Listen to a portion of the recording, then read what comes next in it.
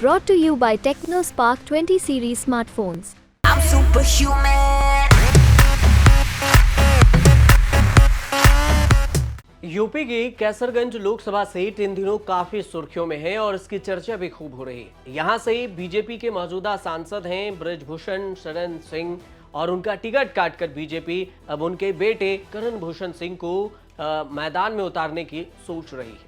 ऐसी संभावना भी जताई जा रही है। हालांकि अभी इसके आधिकारिक तौर पर पुष्टि नहीं हुई है। ऐसे में सवाल ये उठता है कि आखिर कौन है करण भूषण सिंह, यानी ब्रजभूषण शरण सिंह के बेटे करण भूषण सिंह के बारे में आपको बताते हैं। करण भूषण शरण सिंह बीजेपी सांसद ब्रजभूषण शरण सिंह के छोटे बेटे हैं।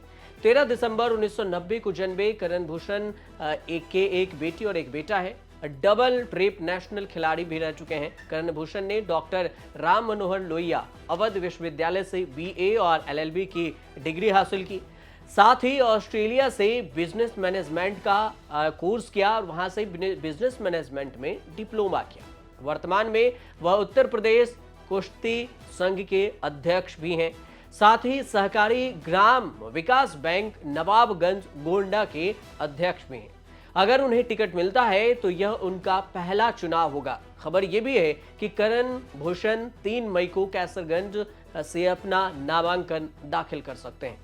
2024 में भारतीय कुश्ती संघ के पूर्व राष्ट्रीय अध्यक्ष ब्रजभूषण शरण सिंह के बेटे करण भूषण को उत्तर प्रदेश कुश्ती संघ का अध्यक्ष चुना गया था। अब उनके लोकसभा चुनाव लड़ने की अटकलें लगाई जा रही है। वहीं करण भूषण के बड़े भाई प्रतीक भूषण सिंह बीजेपी के विधायक भी हैं।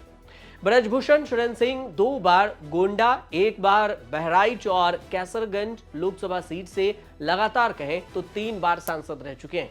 वह पहले भी सपा के टिकट पर चुनाव लड़ चुके हैं और जीत भी चुके हैं। कैसरगंज सीट से अपना पहला चुनाव ब्रजभूषण शरण सिंह सपा के टिकट पर ही जीते थे। 2008 में यूपीए सरकार के खिलाफ आए अविश्वास प्रस्ताव पर क्रॉस वोटिंग के आरोप में बीजेपी ने ब्रजभूषण को पार्टी से निलंबित कर दिया था। 2009 के चुनाव में वह कैसरगंज सीट से सपा के टिकट पर चुनावी मैदान में उतरे और जीते भी। 2014 के लोकसभा चुनाव से पहले ब्रजभूषण सिंह बीजेपी में लौट आए और कैसरगंज सीट से ही सांसद बने। उसके बाद 2019 में ब्रजभूषण सिंह को फिर से टिकट मिला और वो जीते। बीजेपी के लिए रायबरेली और कैसरगंज चुनौती बनी हुई है और कैसरगंज से सांसद ब्रजभूषण शरण सिंह पर महिला पहलवानों के यौन शोषण के आरोपों के बाद बीजेपी के लिए हाल सांप छछूंदर जैसा हो गया है।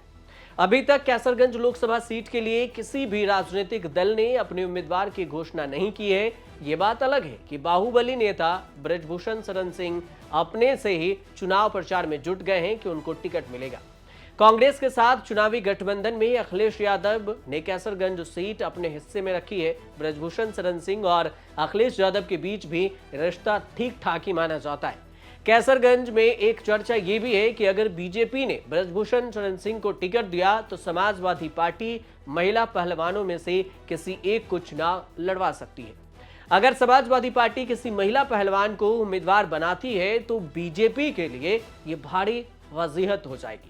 कुछ वैसा ही जैसा अभी कर्नाटक की जेडीएस उम्मीदवार प्रज्वल रेवन्ना को लेकर बनी हुई है। उत्तर प्रदेश में बीजेपी 75 सीटों पर चुनाव लड़ रही है। 5 सीटें बीजेपी ने सहयोगी दलों को दिया है। कैसरगंज और रायबरेली को छोड़ दें तो बीजेपी ने 73 सीटों पर उम्मीदवारों की घोषणा कर दी है और सिर्फ बीजेपी ही नहीं बाकी पार्टियों ने भी अपने उम्मीदवारों की घोषणा नहीं की है इस 2 सीटों पर। कैसरगंज लोकसभा सीट पर नामांकन की आखिरी तारीख 3 मई को है और अगले दिन नामांकन पत्रों की जांच की जाएगी और 6 मई तक उम्मीदवार अपना नामांकन वापस ले सकते हैं। वोटिंग 5वें चरण को 20 मई को होनी है और इस बीच में अभी तक सस्पेंस बरकरार है कि आखिर इस सीट से कौन उतरेगा। ब्रजभूषण शरण सिंह को बीजेपी टिकट देगी या फिर उनके बेटे को लेकर जो संभावना सताई जा रही है वो हकीकत में बदल जाएगा।